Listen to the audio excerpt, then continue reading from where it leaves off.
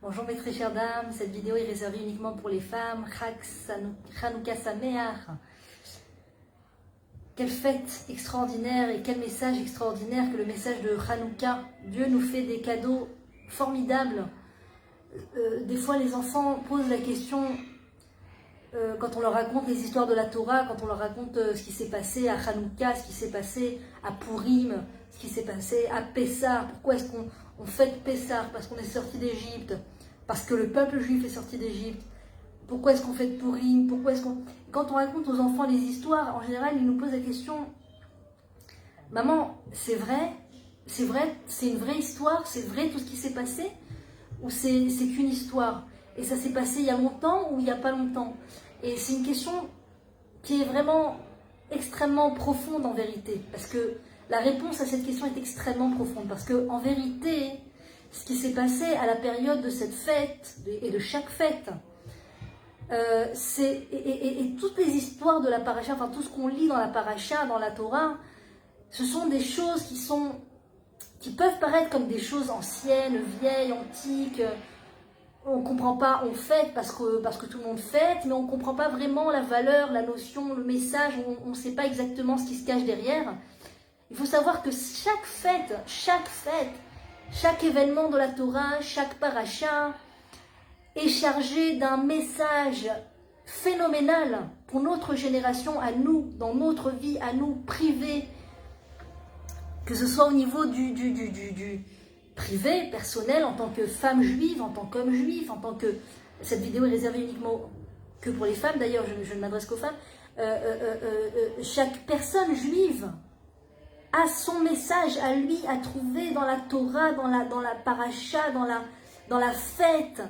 On a tous des forces à puiser dans chaque fête. Ce n'est pas des choses qui se sont uniquement passées à l'époque, qui n'ont rien à voir avec nous, et puis on les lit parce que de génération en génération, on a pris l'habitude de les lire, et donc on continue parce que c'est comme ça, parce qu'on ne va pas arrêter une habitude qu'on a appris. Non, c'est juste que la fête, le message, a un message tellement profond et tellement fort, et nous donne des forces aujourd'hui même, pour nous battre dans nos batailles d'aujourd'hui, pour nos enfants, pour nous-mêmes, en tant que personnes juives, pour se battre pour notre lien avec Hachem, pour se battre dans la vie, pour notre couple. Tous les messages que Dieu nous met au travers de chaque fête, au travers de chaque paracha, c'est des cadeaux d'Hachem pour nous aujourd'hui, nous donner des forces pour nous battre et comprendre quel est le chemin à suivre, de quoi il faut s'éloigner, de quoi il faut se rapprocher. Et en l'occurrence, le thème, c'est lorsque Rome rentre à la maison. Donc Rome, c'est le symbole des ennemis qui ont voulu mettre une fin spirituelle au peuple juif. Le peuple juif en tant que tel ne les dérangeait pas, c'est leur spiritualité, c'est leur âme, c'est leur force de la Torah qui les dérangeait, c'est la sainteté qu'ils ne pouvaient pas envisager, qui n'avaient pas l'état d'esprit de comprendre qu'est-ce que c'est que cette sainteté, au point qu'ils ont tout détruit, ils ont cherché à tout détruire du moins. Et ils ont cherché aussi à retirer la pureté, à rendre impure l'huile des bougies du temple, l'huile des bougies de la menorah que l'on allumait au temple. Ils ont cherché à tout rendre impur, ils ont tout rendu impur, ils ont cherché en tout cas. Dieu nous a fait un miracle, c'est qu'il restait une fiole d'huile justement pure, entièrement pure, et qui a permis d'allumer une menorah entière pendant 8 jours. Donc c'est un miracle extraordinaire qui s'est passé à l'époque, et qui nous donne des forces aujourd'hui pour nous battre face aux ennemis. C'est pas que des ennemis physiques, toujours tel peuple nous en veut, tel peuple veut mettre fin, veut nous faire la guerre, et telle personne veut nous faire la guerre physiquement. C'est pas seulement ça, c'est surtout spirituellement aussi. C'est très important spirituellement de comprendre qu'il y a une guerre spirituelle, de comprendre qu'il y a des ennemis spirituels qui cherchent et dont le but est de refroidir le peuple juif, dont le but est de volatiliser le lien du juif avec Hachem, avec son créateur. et d'attirer tellement l'attention d'une personne juive qu'elle n'a plus l'esprit à penser à Dieu, qu'elle n'a plus l'esprit à faire la volonté d'Hachem. Je veux parler par excellence du smartphone. Ce smartphone ne m'appartient pas, d'ailleurs je remercie la personne qui me l'a prêté. Baruch Hashem, il est important une personne juive cachère doit vivre avec un téléphone cachère, parce que le smartphone coupe le lien entre Dieu et Hachem. Le smartphone, c'est Rome par excellence, c'est la Grèce par excellence, c'est beaucoup comment dire, des pièges, des pieds, ce que l'autre fait, de regarder ce que l'autre fait de façon même involontaire. Ça veut dire qu'à partir du moment, même si c'est pas mon but et ma volonté de d'épier la vie des autres, à partir du moment où je fais rentrer un smartphone dans ma vie, un smartphone dans ma maison, Internet dans ma maison, c'est comme si que je rentre dans la vie des gens et que j'épie leur vie du matin au soir. Parce que je vois ce qu'ils font du matin au soir en fait. Il y a toute cette mode donc d'exhibitionner ce qu'on fait, d'exhibitionner sa vie, sa cuisine, sa table, ses meubles, sa déco, les enfants, les habits des enfants, et tout ce qu'on fait, et tout ce qu'on vit, et tout ce que, voilà, tout ce qui nous passe par la tête, sur les réseaux pour cas sociaux, c'est le but en fait. Ça a été fait justement pour que les gens viennent et exhibent toute leur vie en fait, mettent toute leur vie sur un plateau.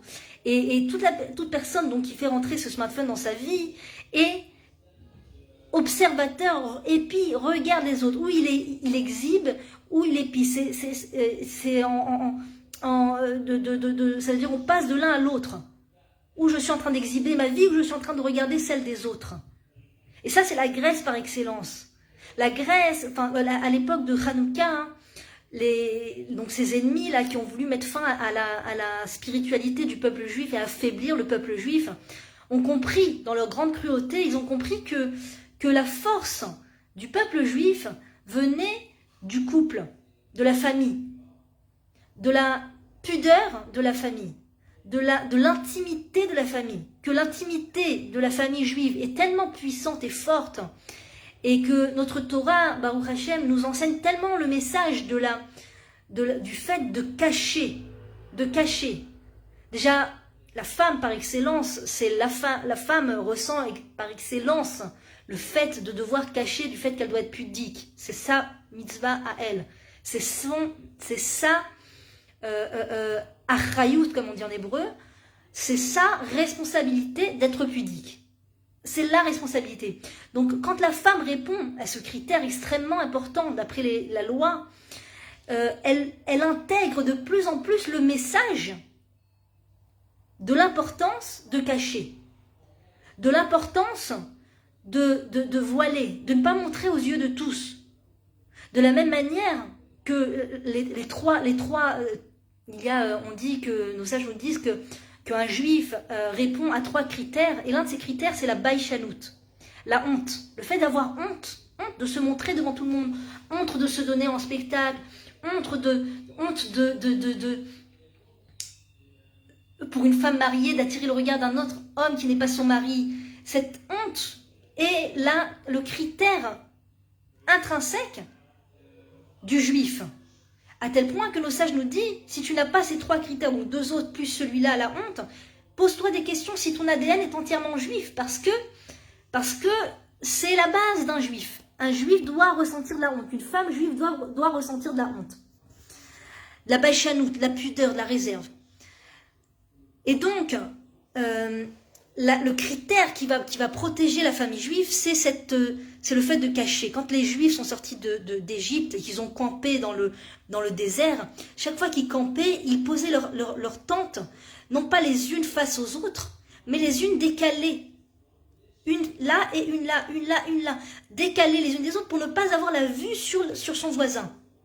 Déjà parce que la vue sur le désert, c'est beaucoup plus sympathique, et aussi pour ne pas épier la vie de l'autre. Je ne rentre pas dans la vie de mon voisin, de ma voisine. Je ne les observe pas par la fenêtre. Je ne les observe pas comment ils vivent. Je n'observe pas leur façon de vivre. Parce que c'est pas juif. Parce que c'est destructif et corrosif. Parce qu'à partir du moment où je regarde les autres, leur façon de vivre, la façon de vivre des autres familles, Je m'éloigne de mon intériorité. Je m'éloigne de ma famille, je piétine toute ma caractéristique, moi en tant que femme juive, et celui de ma famille spécifiquement que Dieu m'a donné. Parce que j'observe les autres et que je me dis, ah, eux ils ont comme ça, eux ils ont réussi à faire de la déco, ah, puis ils ont changé ça, ah, ils ont amené ça, ah, et puis ils parlent entre eux, ah, ils vont au resto ensemble, ah, ils vont en vacances ensemble, ah, il lui a acheté des fleurs, ah, il lui a acheté une bague, etc. C'est une maladie, c'est vraiment, c'est un trait de caractère, ce fait d'épier, de regarder, cette, comment dire, curiosité est maladive et amène des maladies mentales que Dieu préserve. D'abord, ça amène beaucoup d'amertume et d'insatisfaction chronique. À partir du moment où j'observe les autres, que font les autres, que ce soit au travers d'Internet, donc aujourd'hui c'est très très puissamment que ça vient au niveau d'Internet, j'annule ma propriété de famille. Aussi, il faut savoir donc que ces Grecs, qu'est-ce qu'ils ont fait dans leur cruauté, comme ils ont compris que la force de la famille, c'était ça qui rendait le peuple juif fort. D'accord? Ils ont retiré les serrures des portes des familles juives. Ils ont retiré les cadenas des portes des familles juives, ce qui fait que la porte était s'entrebâillait en permanence et n'importe qui pouvait rentrer et sortir. Et donc la famille juive, étant consciente de la gravité du fait de laisser la porte ouverte aux inconnus, aux étrangers, sont rentrés dans un marathon de Messirut Nefesh, de don de soi pour protéger leur famille. C'est-à-dire que l'homme et la femme, chacun à son tour, restaient devant la porte et tenaient la porte, le mari le soir, la nuit, la femme le jour, et ils se relayaient pour pas que la porte s'ouvre et que n'importe qui puisse rentrer et voir l'intimité de la famille. Et donc ils ont donné leur vie pour ça, pour ne pas laisser rentrer un regard étranger chez eux. Et aujourd'hui, que Dieu préserve, malheureusement, c'est l'inverse qui se passe. C'est qu'on fait rentrer ce cheval de Troie, là, qui est le smartphone, dans sa maison, et ça commence. Le chemin, au fait d'épier et d'être épié, commence. Et c'est vraiment le même geste que ces Romains qui nous ont retiré les serrures à l'époque. Aujourd'hui, c'est moi qui fais ce geste. Je suis mon Romain, je suis mon propre Romain qui rentre dans la maison et qui exhibe tout aux yeux de tout. On nous dit En abracha shruya ela bema shesamui minahin. La bracha ne peut résider que ce qui est uniquement que ce qui est caché de l'œil. C'est-à-dire qu'à partir du moment où on dévoile les choses, la bracha s'en va, se retire. Lorsque l'on cache les choses, quand on demande à une personne qui est bercée dans la lumière de la Torah et qui a beaucoup d'enfants et de petits-enfants, qu'on lui demande combien d'enfants tu as, combien de petits-enfants tu as, elle répond En abracha nimtset ela bema shesamui minahin. Je ne réponds pas à ta curiosité parce que la bracha réside dans ce qui est caché. On n'est pas là pour faire des concours de chiffres, combien d'enfants j'ai, combien de petits-enfants j'ai, et Ramcha et de montrer, moi j'ai tant, et moi j'ai tant, et j'entends. Il ne faut pas montrer, il ne faut pas dire, il ne faut pas dévoiler. Il faut garder les choses cachées, c'est là que la bracha réside. C'est là que la bracha réside. Tous les gens qui sont d'origine d'Afrique du Nord, connaissent toute l'histoire du Aïnara, du mauvais œil, et on met l'œil, on met la main. Il suffit de cacher, c'est tout. Pas besoin de mettre d'œil et de main quand on cache les choses, quand on est pudique au niveau de sa vie, au niveau de sa maison, au niveau du fait aussi de ne pas regarder les autres. Parce que regarder les autres, observer la vie des autres, c'est aussi un manque de pudeur. Même si je ne montre rien du tout et que j'observe sans arrêt comment la fille est habillée, comment elle s'habille pour son mariage, qu'est-ce qu'il y a chez eux, qu'est-ce qu'ils mangent, qu'est-ce qu'ils vont au restaurant, je regarde, je like, je truc, je machin, je regarde, c'est de l'impudeur au niveau de mon regard, de mes yeux à moi. Et ça, c'est Rome. Ça, c'est Rome par excellence. Ça, c'est ce que nous venons chasser comme obscurité lorsque nous allumons les bougies. Je chasse cette obscurité d'exhibitionnisme. Je chasse cette obscurité de montrer aux yeux de tous et de regarder les autres. Je reviens vers ma propriété, vers ma propre famille, ma propre personnalité, et je me connecte à moi et à ma famille sans savoir ce que les autres font, sans regarder et porter d'intérêt à ce que les autres font. J'aime les autres, j'aime le Ham Israël, et par amour pour le Ham Israël, je n'observe pas ce qu'ils font, et je prie pour eux, pour que tout aille bien, pour que chacun fasse chouva, pour que mais je vais pas, c'est pas en épiant les autres que je vais aider le Ham Israël d'une quelconque manière. Au contraire, je me porte atteinte, et je porte atteinte au Ham Israël. Parce que je fais partie de ce système romain, de ce système non-juif, qui est de tout montrer. Et plus on montre, les Avdil, Arez et Meshoubar, plus on montre, et plus on fait partie du top. Du top. Plus les gens dévoilent toute leur vie sur Instagram et sur n'importe quel site, et plus ils sont suivis, aimés, likés, enfin, d'après ce que j'ai compris, des échos qu'on me dit. Et plus les gens sont fans, ouais, je suis fan, oh là là, je suis sa life, je suis sa vie. Les gens sont devenus leur propre paparazzi. Ils dévoilent les moindres secrets de leur vie, la photo de leurs enfants, les vidéos de leurs enfants, leur lien avec leur mari, leur lien avec les enfants, la tenue qu'ils ont mis aujourd'hui, ce qu'ils vont manger maintenant. Ils ont l'impression que si on a l'impression, tout le monde peut tomber dans ce système. On a l'impression que quand on ne diffuse pas et qu'on ne montre pas, on meurt. On manque d'oxygène. On a l'impression que ce partage-là, c'est un oxygène. Et c'est pas vrai, c'est le contraire de la vie, c'est la mort. J'ai mis devant toi la vie et la mort, et tu choisiras la vie. Ou bacharta bachaim. C'est la mort de tout exhiber. C'est la mort. C'est une vie conditionnelle. Si je n'ai pas exhibé, ça vaut rien. Je suis déçue. Et la rabbinite Ruth Shemesh, Shlita, qui nous dit, qu'est-ce qui ressort de toute cette démonstration? Du fait qu'une femme va faire des chalotes, maintenant elle va photographier ces chalotes et les montrer à tout le monde. Ça peut être même sur en petits comités, sur des groupes WhatsApp et tout ça, mais même le fait de photographier et de montrer, de filmer et d'envoyer, d'accord? Qu'est-ce qui ressort de tout ça? Regardez notre photo de nous au ski, regardez notre photo de moi et mon mari, on est au restaurant, regardez moi je suis là dans la rue, voilà, je passe dans cet endroit, voilà, je me photographie, en selfie avec machin, tout ça, j'étais avec machin, regarde on se prend en photo, regarde j'étais au mariage de machin, regarde comment j'ai dansé, regarde comment j'ai... Qu'est-ce qui sort de tout ça? De la jalousie, de la haine et de arzava, de la déception. De la déception chronique. De la déception chronique. Quand les gens observent la vie des gens, la vie des autres, ils sont tout le temps intérieurement dans l'amertume. Dans un océan d'amertume. Dans l'envie intérieure de pourquoi l'autre a et moi aussi je veux et il a fait ça et tout se passe dans l'inconscient, d'accord? Donc si tu demandes à une personne est-ce que tu jalouses les autres quand tu vois ça, la personne te dira dans un rugissement mais bien sûr que non, je ne jalouse pas du tout, je suis pas jalouse, j'ai pas de jalousie, moi je ressens pas de jalousie, d'accord?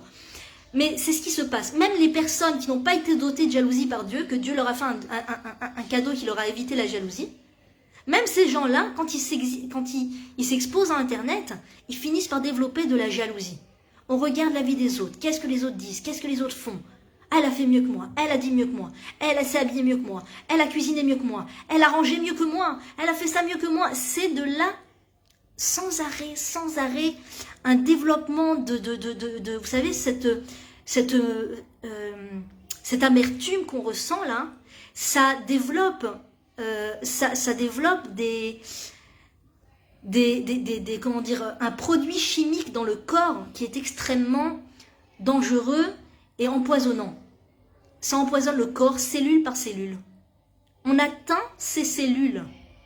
Si Akadosh Baruch Hu nous dit éloigne-toi de ça, c'est qu'il connaît le corps humain, il sait la santé humaine, il connaît Hachem, il nous aime tellement. Il veut qu'on soit en bonne santé physique et mentale. Mon chéri d'amour que j'aime, quand tu t'approches de cet écran et d'Internet et que tu commences à observer la vie des autres, tu es en chemin pour l'hôpital. Tu es en chemin pour Hachem Ishmor, je le souhaite à personne. Mais Internet te pousse sur le chemin de finir interné. Internet, interné. Vous savez combien d'hôpitaux psychiatriques ouvrent pour les gens qui ont des dépressions? Ils ne savent plus comment les soigner. Mais ces dépressions découlent directement de leur exposition à Internet. Ils voient la vie des autres, ils voient la vie des gens et ça rend malade. Et c'est pas, le problème, c'est pas la personne. C'est pas que la personne a de la jalousie. Bah, t'avais qu'à pas être jaloux et tu serais pas tombé malade. Bah, t'avais qu'à avoir un bon regard sur... Ça n'a rien à voir. Dieu nous dit dans la Torah, tu ne passeras pas devant le... D'abord, l'Otahmod, tu ne convoiteras pas la vie de ton prochain. C'est l'un des 10 commandements de la Torah. L'Otahmod, c'est un interdit de la Torah. C'est-à-dire qu'à partir du moment où tu convoites ce que l'autre a, même le plat, même le t-shirt, même l'enfant, même le petit déco, la petite déco derrière la personne, là, tu convoites, tu passes, tu outrages un interdit de la Torah, ce qui est très grave. Deuxièmement, Dieu nous dit, parce que la personne peut te dire, moi je convoite pas, moi je peux voir, ça me dérange pas, je suis contente pour les gens, moi ça me fait plaisir. C'est vrai, ils sont honnêtes les gens, ils disent la vérité. Mais il faut savoir que Dieu nous dit que qui que tu sois comme juif ou comme juive, même si tu n'as pas le trait de caractère de jalousie, ne passe pas devant le champ de ton voisin lorsqu'il donne ses fruits. C'est une mitzvah de la Torah, enfin un interdit de la Torah. Tu ne passeras pas devant le champ de ton prochain lorsqu'il donne ses fruits. Parce que Dieu sait la nature de l'être humain. À partir du moment où tu observes, il y a quelque chose qui se passe à l'intérieur. Il y a une réaction chimique intérieure. Ils sont au resto, je vois qu'ils kiffent, voilà, avec les enfants ils ont fait quelque chose, ils sont partis en voiture. C'est pas méchant, c'est pas mauvais, mais c'est comme ça, c'est humain, c'est naturel.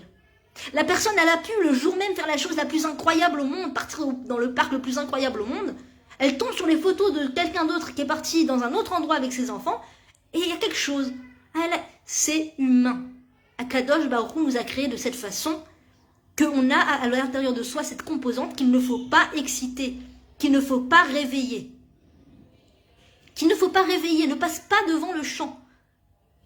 Éloigne-toi de te mettre dans des situations qui vont te pousser à outrepasser cet interdit de la Torah qui s'appelle l'Otahmod. Tu ne convoiteras pas.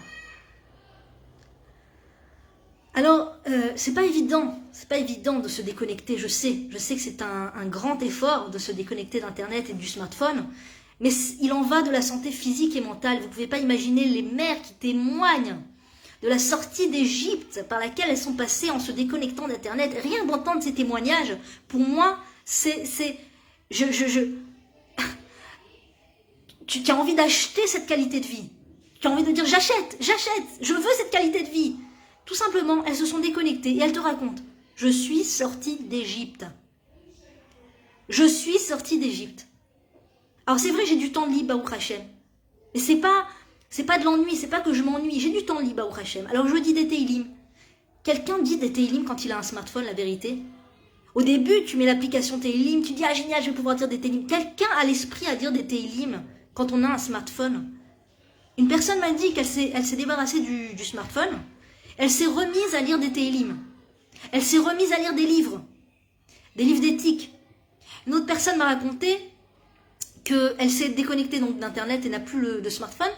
Elle m'a dit, j'avais remarqué les qualités, la qualité de vie à laquelle j'étais arrivée en me débarrassant de ce smartphone, mais il y avait encore d'autres qualités que je n'avais pas vraiment réalisées. Elle m'a dit juste au moment où quelqu'un dans la famille a fait, a imprimé un genre de petit livret comme ça avec des photos de toute la famille. De tous les gens de la famille, qu'est-ce qu'ils ont fait, où ils sont partis en vacances, comment le jour de mariage. Quelqu'un a voulu se faire un kiff et faire un petit livret de photos de tous les gens de la famille, plein de familles nombreuses. Comment ils se sont déguisés à Purim, où ils étaient pour Hanouka, où ils étaient pour les fêtes, le couple qui sont partis au restaurant, des photos de la famille. Faire un genre de cocktail de photos de famille. Elle me dit, je reçois ce petit ouvrage, je commence à l'ouvrir et je vois les photos, lui il est là-bas, lui il est là, il est là. Et j'ai recommencé, elle me dit, à sentir ce que je ressentais quand je regardais les smartphones, quand j'avais encore les smartphones. Quand je voyais les gens, qu'est-ce qu'ils faisaient sur Internet, et cette curiosité comme ça de qu'est-ce qu'ils font, ils font ça, de jugement, ou de trucs, ou de... Elle me dit, je ne suis pas une personne jalouse, mais Quand j'ai fermé le livre, après m'être remis à lire des livres d'éthique et des livres de spirituels qui renforcent et qui construisent, quand j'ai lu ce petit livret de photos, j'ai senti que je revenais en arrière, que je régressais. Et elle me dit, sur le moment, c'était pas agréable, mais après, elle me dit, j'ai transformé ce sentiment désagréable en une prise de conscience que Baruch Hashem, ce qui était mon lot quotidien, sans arrêt, j'étais dans ce sentiment sans arrêt quand j'avais Internet, Baruch Hashem, en me déconnectant d'Internet, je suis sortie de tout ce ressassement de qu'est-ce qu'ils ont fait, toute cette curiosité inutile de voir la vie des autres. Donc, il n'y a aucun problème, avoir des photos de temps en temps, quand quelqu'un nous donne un petit album de photos, bon, il n'y a pas de problème, je pense pas que ce soit interdit, je ne sais pas, je crois pas que ce soit interdit. Il n'y a pas de problème de voir des photos tant que c'est pudique. Mais voilà ce que crée l'observation de l'autre. Quand tu observes ce que l'autre fait, quand l'autre exhibe ce qu'il fait et il l'envoie ou il l'imprime et qu'on le voit, voilà ce que ça crée chez l'être.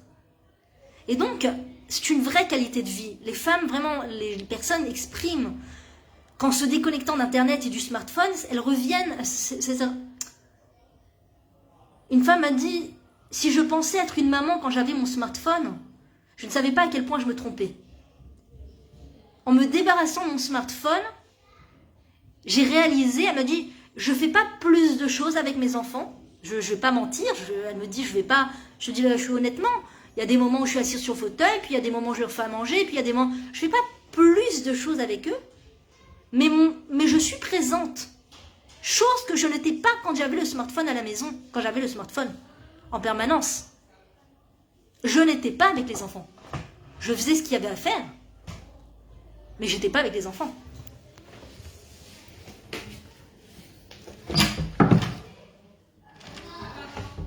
Ah, pardon, ah, j'arrive.